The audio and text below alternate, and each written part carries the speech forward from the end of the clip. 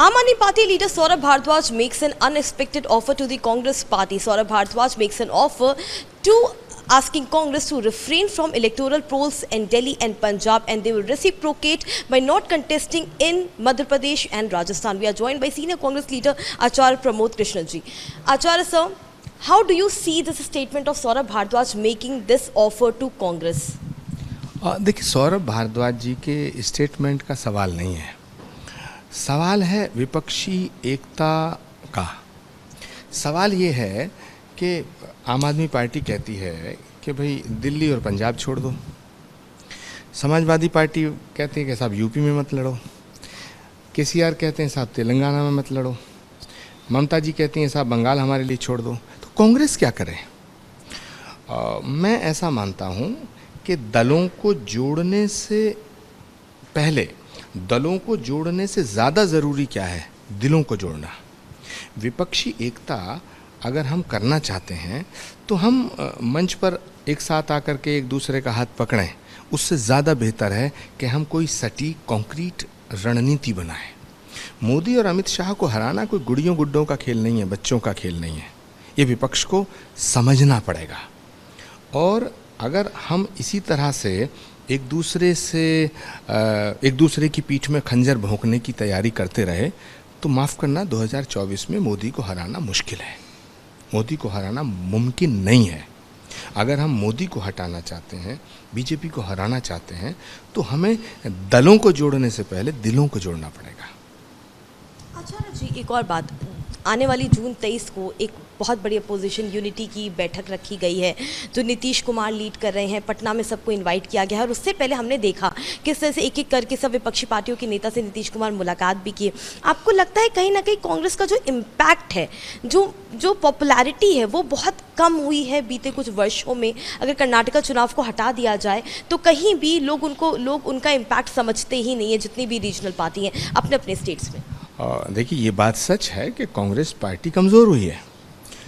पिछले कुछ सालों में कांग्रेस पार्टी कमज़ोर हुई है, लेकिन इसका मतलब ये भी नहीं कि कांग्रेस को गड्ढे में डाल दिया जाए। बिना कांग्रेस की सपोर्ट लिए मोदी को कैसे हटा सकते हैं आप? लोग चाहते हैं राज्यों के मुख्यमंत्री आप बने, तो देश का प्रधानमंत्री भी आप ही बने। अब चलिए, हम इस बात को भी स्वीकार करने को तैयार हैं। कांग्रेस पार्टी वो पार्टी है जिसने देश की आज़ादी के बाद कितनी बार राज्यों में मुख्यमंत्री आपको बनाया, सिर्फ इसलिए कि बीजेपी को रोका जाए। लेकिन क्या राज्यों के मुख्यमंत्री भी आप बनेंगे और देश के प्रधानमंत्री भी आप बनेंगे? मगर उसे कहो तो सही, आप सब प्रधानमंत्री बनना चाहते हैं, लेकिन कहता कोई नहीं। हम तो चाहते हैं ना कि आप खुल के बात करिएगा। अगर केजरीवाल जी ये कहते हैं कि मैं प्रधानमंत्री बनना चाहता हूँ, तो हम सोचेंगे आपको भी सपोर्ट करने के लिए। हमारा दिल बड़ा है, हम बीजेपी को किसी भी कीमत पर हटाना चाहते हैं, नरेंद्र मोदी जी को हटाना चाहते हैं। तो अगर कांग्रेस पार्टी ये सोचेगी कि हाँ भाई अरविंद केजरीवाल सबसे ज़्यादा उपयुक्त कैंडिडेट होंगे, तो हम आपको भी कैंडिडेट बनाने के लिए सोच सकते हैं। लेकिन कहो तो सही, अब नीतीश जी चाहते हैं वो प्रधानमंत्री बने, केसीआर चाहते हैं वो प्राइम मिनिस्टर बने, ममता दीदी वाले चाहते हैं वो बने, अखिलेश जी चाहते हैं, सब चाहते हैं, कहता कोई नहीं। अरे साहब कहिए ना, राजनीति कोई गुड़िया गुड्डों का खेल थोड़ा ही है। हमारे गांव में कहावत है, ऊँट की जो चोरी है, ऊँट की चोरी वो छुप छुप के नहीं होती है। ये सियासत है साहब, 2024 की सियासत है। 2024 का चुनाव जो है महाभारत की तरह होगा। इसके लिए जब तक विपक्षी एकता दिल से, दिमाग से नहीं होगी, तब तक मोदी को हराने का जो सपना है वो देखना बंद करे विपक्ष। अगर मोदी को हराना चाहते हो तो आपको एक कॉन्क्रीट रणनीति पर काम करना पड़ेगा, और वो भी दिल खोल के, दिल साफ करके। अब आप मंच पे कहते हैं हम सब एक हैं, लेकिन ड्राइंग रूम में कहते हैं कि इसको हराना है, इसको मिटाना है, इसको हटाना। तो मुझे लगता है कांग्रेस मुक्त भारत का जो सपना बीजेपी देख रही थी, बीजेपी वो काम नहीं कर पाई जो हमारे मित्र करना चाहते हैं। तो पहले हम अपने मित्रों से ये चाहते हैं, रीजनल पार्टीज़ के तमाम नेताओं से ही कहना चाहते हैं कि पहले आप ये फैसला करें कि मोदी हटाना ज़रूरी है या कांग्रेस को मिटाना ज़रूरी है। आचार्य जी, एक बात जो तमाम रीजनल पार्टीज़ के जहन में ये भी हैं, जैसे सौरभ भारद्वाज ने कहा कि कांग्रेस पार्टी 2015 में 2020 में दोनों ही दिल्ली के चुनावों में एक भी सीट हासिल नहीं कर पाई थी। हमने कई जगहों पर दूसरे स्टेट्स में भी देखा है, बंगाल में ममता का प्रहार देखा है कांग्रेस के ऊपर, किस तरह से वो अटैकिंग मोड पे रही हैं। केसीआर कहीं ना कहीं चाहते हैं कि जो आने वाले तेलंगाना के चुनाव हैं उनमें कांग्रेस से कहीं किसी भी तरीका का कोई प्री पोल अलायंस नहीं होगा। आपको लगता है क्योंकि कांग्रेस इन तमाम जगहों पर इतनी कमज़ोर है और पार्टियों को लगता है कि कांग्रेस के साथ आने पे और क्षति पहुंचेगी राज्य में, इसीलिए अलायंस बेहतर नहीं है? हर्षा जी, अगर ऐसा है कांग्रेस बिल्कुल कमज़ोर है तो फिर हम 500 सीटों पे लड़ लेते हैं। फिर प्रॉब्लम क्या है कांग्रेस से?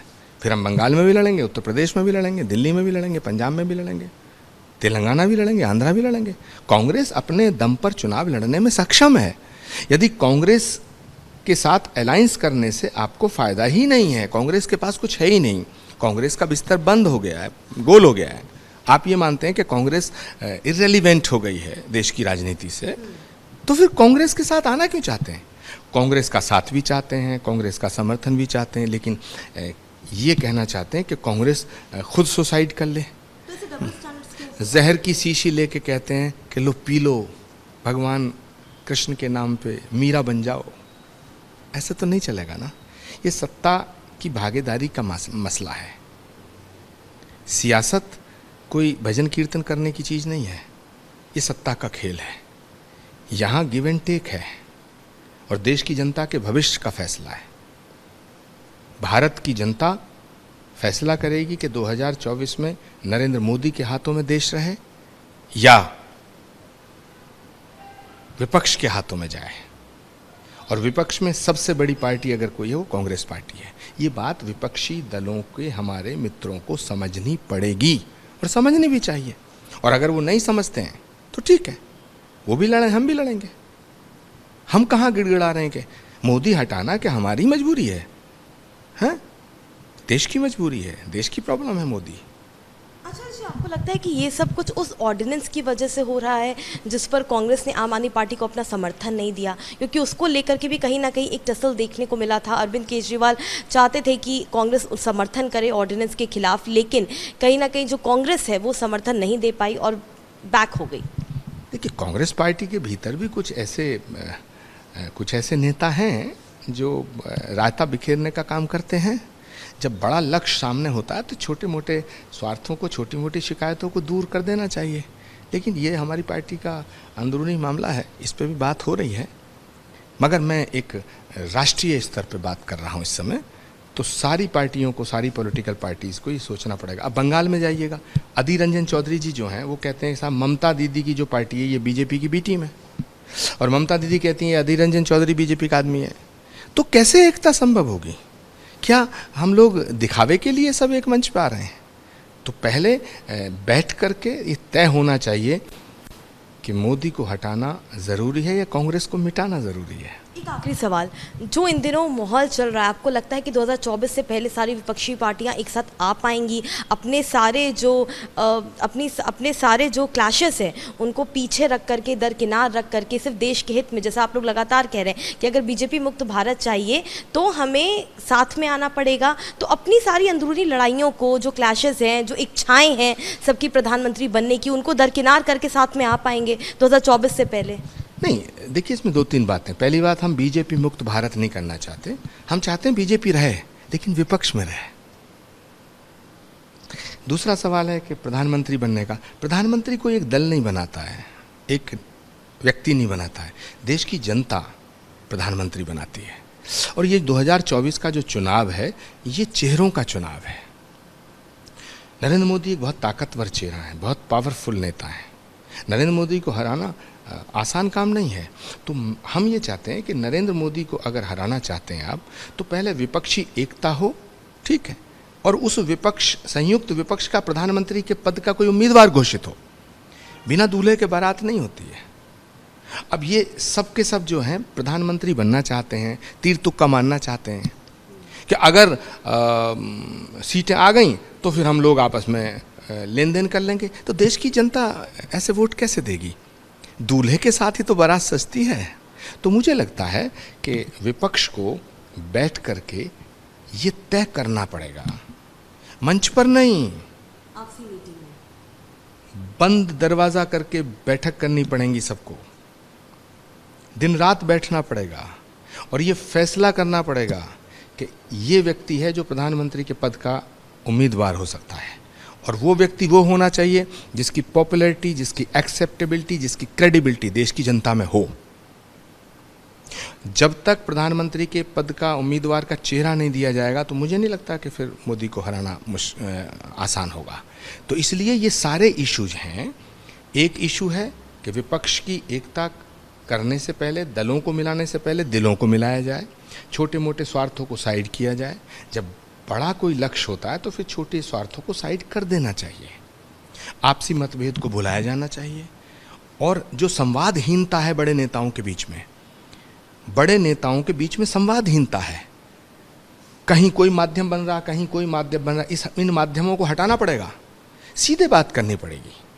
सीधे बात करके, और बात करने से ही दिलों की गांठें खुलती हैं।